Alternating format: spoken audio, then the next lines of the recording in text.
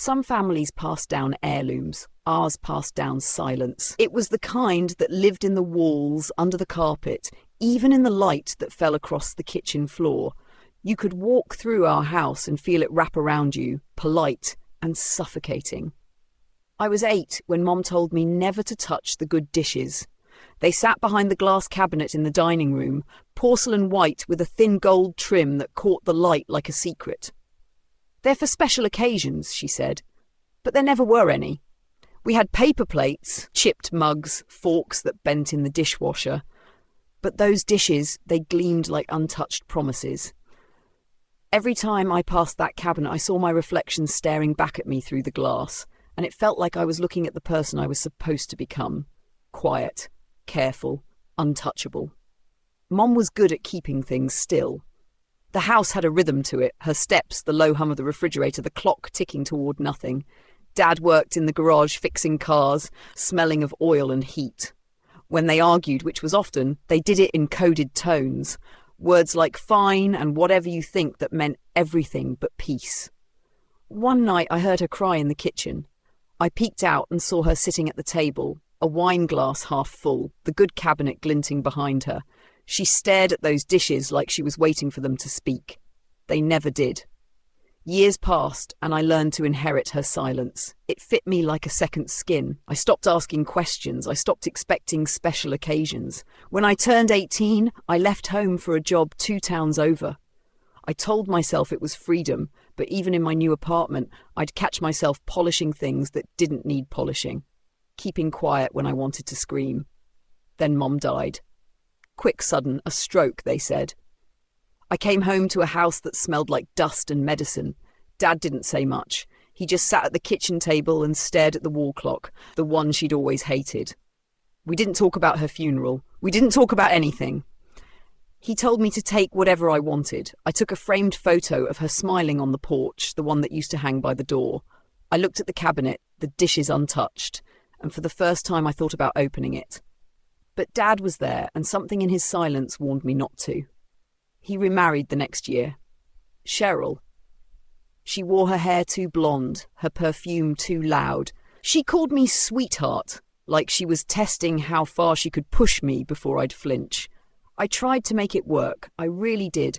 I visited every Sunday, cooked dinner, made small talk. Cheryl laughed too hard, talked too much, and rearranged everything, even the photos of Mom. One day I noticed the cabinet was gone.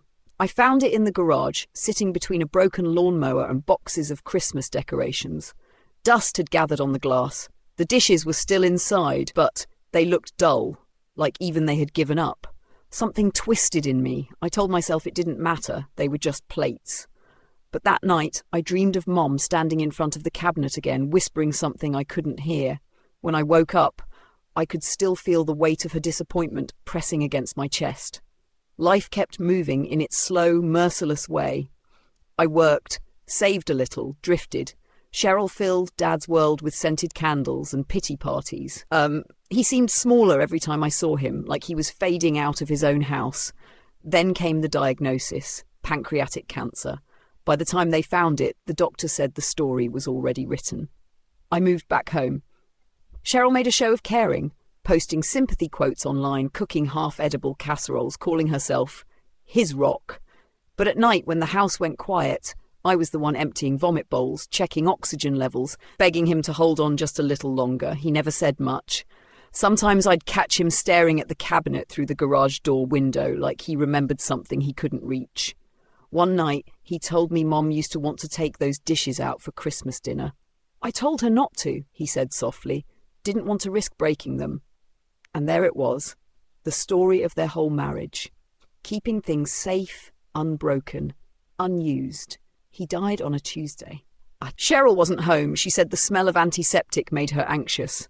I sat beside him, holding his hand as the monitor flattened into silence.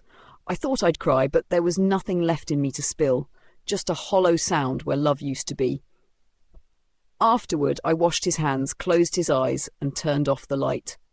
I sat in the dark and listened to the clock tick, the same one Mom hated, and felt something in me begin to thaw, slow and dangerous. The funeral was small, quiet. Cheryl wore black lace and fake tears. She told everyone how much she'd loved him, how devastated she was, and how grateful she felt that I'd been there to help with the messy parts. Messy parts. Like grief was just another household chore she didn't want to touch. People whispered condolences, patted her hand, said how strong she was. Nobody looked at me. I wasn't the widow, I was just the daughter, an extra body filling space.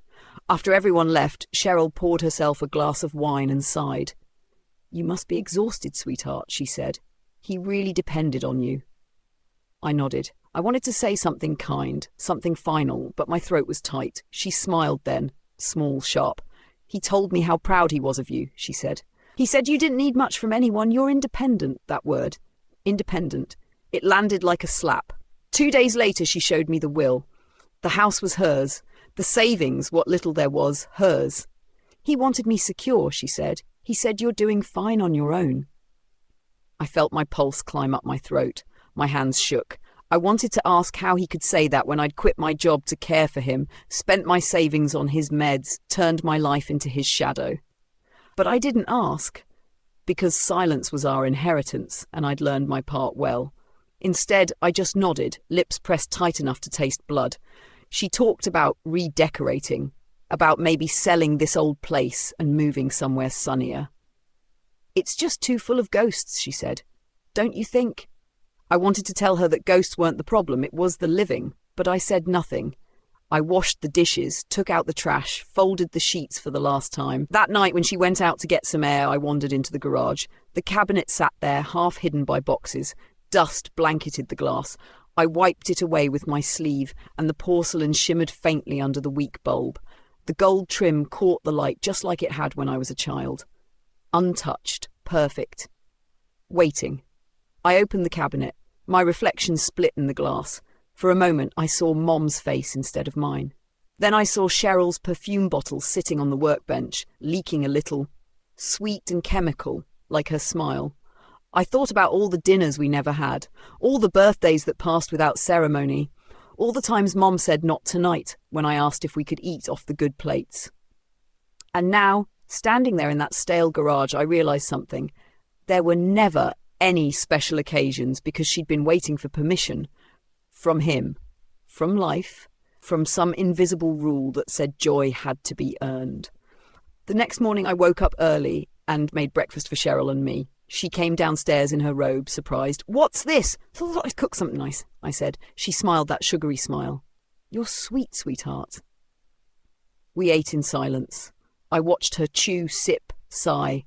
Every movement felt like an invasion, like she'd walked into a memory and was rearranging the furniture. After breakfast, she started talking about selling the garage cabinet online. Vintage porcelain, might fetch a few hundred, she said. "It's just taking up space." Something inside me cracked. Just a hairline fracture, invisible but deep.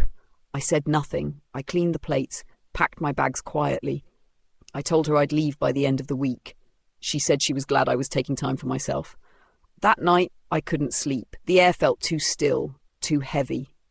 I walked to the garage, barefoot. The floor was cold, the light harsh. I stood in front of the cabinet, opened it again and touched one of the plates. It was cold, too. Cold like something that had never been loved. I carried one dish into the kitchen and set it on the table, then another, and another. By the time I was done, the table looked like a museum exhibit. White porcelain, gold trim, memories that never happened. I thought about Mom's hands, thin, tired, always busy. I thought about Dad's silence, his refusal to let beauty live in the house. I thought about Cheryl, sleeping in their bed, dreaming of real estate listings. And I thought about myself. The daughter who waited her whole life for permission to break something. I went to the fireplace, scooped out the cold ashes, bits of burned paper, bills, pamphlets, cigar butts. I filled each plate with a little mound of grey, like serving courses of regret. The smell of smoke rose slowly, curling through the air. When I was done, I sat down at the table and stared. The plates gleamed faintly under the kitchen light, gold edges glowing like halos around the ruin. I waited for Cheryl to come home. She walked in an hour later, humming. The smell hit her first. She froze. "What are you doing?" I looked up, calm, almost smiling. "Serving dinner on the good dishes." She blinked. Her lips parted, but no words came. The air between us thickened. For the first time, I saw something flicker in her eyes. Fear, maybe, or recognition. Like she just realized the silence in this house wasn't empty. It was full of teeth. I told her I'd stay one more month. I told her I'd clean the house, settle the bills, pack slowly. She didn't argue. Maybe it was the tone of my voice. Maybe it was the sight of those plates, the grey ashes curling up like ghosts from the past. That night, I didn't sleep. I just sat at the table until morning, watching the ashes settle. Morning came pale and unforgiving. The kitchen smelled like smoke and memories. Cheryl avoided me, tiptoeing around the house like she was afraid to wake something sleeping in the walls. She left early, said she had errands, which probably meant brunch and gossip. I watched her car back out of the driveway and disappear down the street. Then I opened the windows and let the cold air roll in. The plates were still on the table. Ash settled into the gold trim like dust in a wound. I stood there, staring at them, wondering if this was what Mom had felt, wanting something beautiful and being too afraid to touch it. I picked up one of the dishes. The porcelain felt fragile but solid, like a secret that had waited too long to be told. I washed it gently, the grey water swirling down the drain, and for a moment I imagined washing away years of silence. It didn't work, of course. Silence doesn't rinse out, it seeps into the cracks and waits. That day I started sorting through Dad's things. The garage was a museum of his habits, half-finished projects, rusted tools, oil stains that would never fade. I found an old box labelled Mom. Inside were recipes in her looping handwriting, yellowed photos, and a single folded note. It was addressed to me. The paper had aged, soft at the edges, like it had been waiting for my hands. If you ever find this, it said, don't wait your whole life for someone to tell you when it's okay to use the good dishes. The world doesn't give permission for happiness. You take it, and when you do, don't be gentle. I sat there on the concrete floor, the letter trembling between my fingers. My throat burned. I wanted to scream, to throw the note, to ask her why she never said it out loud. But then I realised maybe she didn't know how. Maybe she only learned it when it was too late.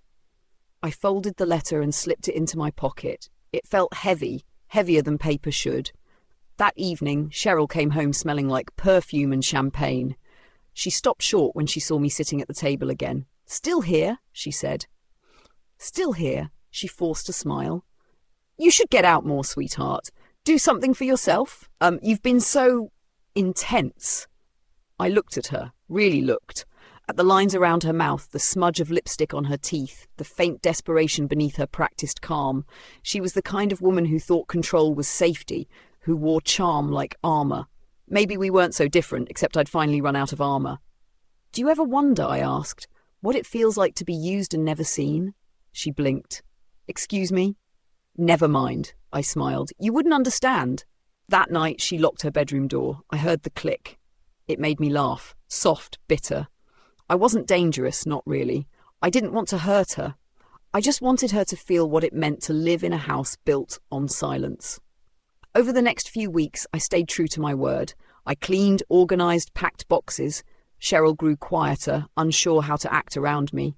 Once I caught her staring at the good cabinet, now empty, as if she could sense that something sacred had shifted. One afternoon, I found her sitting at the kitchen table, one of the dishes in front of her. She traced the gold edge with her fingertip. These are beautiful, she said softly. I didn't realise. I watched her for a long moment. There was something almost human in her voice, something uncertain. They were my mother's, I said. She nodded. You should take them. I don't want to sell them anymore. The offer surprised me. Maybe it was guilt, maybe superstition. Maybe she'd finally realised some things aren't meant to be bought or boxed away. Thank you, I said. She smiled faintly. I guess they're your heirloom now. Heirloom. The word felt wrong in my mouth.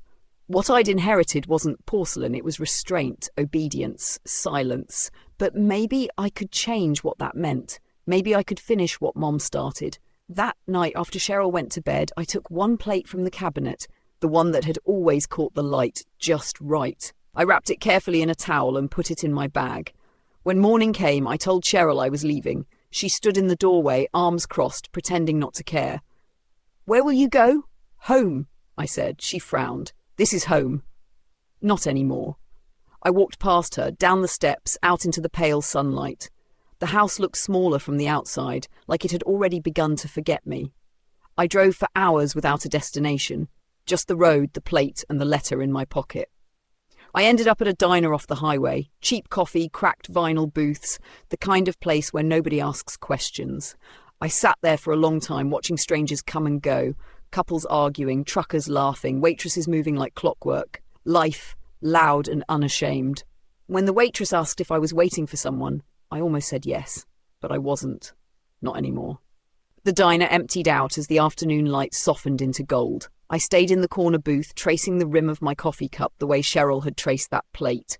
My reflection rippled in the dark liquid, half of me here, half still back in that house. When I finally stepped outside, the air smelled like rain. I sat in my car, turned the plate over in my hands, and noticed a faint crack running through the porcelain. A hairline fracture, almost invisible. It hadn't been there before. For a second, I thought I'd ruined it. But then I saw how the crack caught the light, how the imperfection made it real. It wasn't broken. It was alive. I drove to the lake where Dad used to take me fishing. The water was still, glassy, the surface unbroken except for a few drifting leaves. I parked by the shore, wrapped the plate in the towel again, and carried it down to the edge. There was no ceremony, no speech. I just knelt in the mud and washed it in the lake. The ashes that had clung to it, tiny grey flecks, floated away. For a moment I imagined they were pieces of my parents, dissolving into the water, finally released. When I pulled the plate back out, the gold trim gleamed faintly against the dusk. I could almost hear Mom's voice. "Don't be gentle." I laughed. It startled me, that sound, raw, sharp, real. I took the plate home with me, to my home, the small apartment I'd left behind when Dad got sick. The furniture was dusty, the fridge empty, but the air felt clean. I put the plate on a shelf in the kitchen right above the sink, not locked away behind glass, not waiting for an occasion, just there. That first night back, I cooked dinner for myself, nothing special, just pasta and cheap wine. I ate it off one of my old plates, but I kept looking up at the good one shining quietly in its new place. For the first time, it didn't look like an heirloom, it looked like a witness. In the weeks that followed, I started working again. Not at my old job. I didn't want to go back to the same quiet grind that had kept me numb for years. I took shifts at a bookstore, part-time. It felt good, handling stories instead of bills, voices instead of silence. Sometimes customers would ask if I lived alone. I'd say yes. They'd give that pity smile people give when they think solitude is a wound. But I didn't mind. Solitude was clean, predictable, mine. I thought I'd left Cheryl behind, but grief doesn't respect distance. She called a few times, voicemails, long and syrupy. "Just checking in, sweetheart." I never called back. One message ended with her crying softly, saying she couldn't stand how empty the house felt. For a moment, I almost pitied her, but then I remembered the will, the perfume, the way she'd said independent like it was a flaw. She'd inherited the house. I'd inherited the silence. But only one of us knew how to live with it. One evening, I lit a candle and sat by the window, watching the city lights shimmer. I took out Mom's letter again. The paper had grown softer from being unfolded so many times. I read it slowly, like prayer. "Don't wait your whole life for someone to tell you when it's okay to use the good dishes. You take it, and when you do, don't be gentle." That was her confession, I realized. Her apology, her rebellion. And maybe this, my life now, was mine. I started using the plate on Fridays. It became a ritual. I'd cook something simple, roasted chicken soup, sometimes just eggs, and eat from it like it was the most ordinary thing in the world, because that's what it was supposed to be, ordinary. Not sacred, not locked away, just living. One night, a friend from the bookstore came over for dinner. Her name was Laura. We'd stayed late talking after closing, both too tired to go home. I invited her without thinking, and she said yes. We cooked together. Badly, laughing the whole time. I didn't tell her about the plate at first, but when we sat down, she noticed it on the shelf. "That's beautiful," she said. "Is it old?" I looked at it for a long time before answering. "Yeah!" I said, "But it's still good." We ate, talked, drank too much wine, and at some point I realized I was smiling without effort. The room was full of sound, clinking glasses, laughter, music leaking from someone's window upstairs. It felt like oxygen. After she left, I sat at the table alone again, The candle had burned low. I looked at the good dish, catching the flicker of flame, and felt something in me settle. It wasn't peace. It was something stronger, ownership. That night, I dreamed of Mom again. She wasn't sad this time. She was standing in the kitchen, wearing her old blue dress, the one she used to save for special occasions. She was setting the table, her movements calm and deliberate. She looked at me and smiled, and for the first time I heard her voice clearly. "It's okay," she said. "Eat." When I woke, sunlight was spilling across the counter. The plate glowed in it, cracked, imperfect, beautiful. I made breakfast, toast, coffee, a little jam, and this time I used the good dish. The porcelain felt warm beneath my hands. When the knife scraped the surface, it made a soft ringing sound like something breaking free. I ate slowly, savouring every bite. There was no occasion, no guests, no rules. Just me.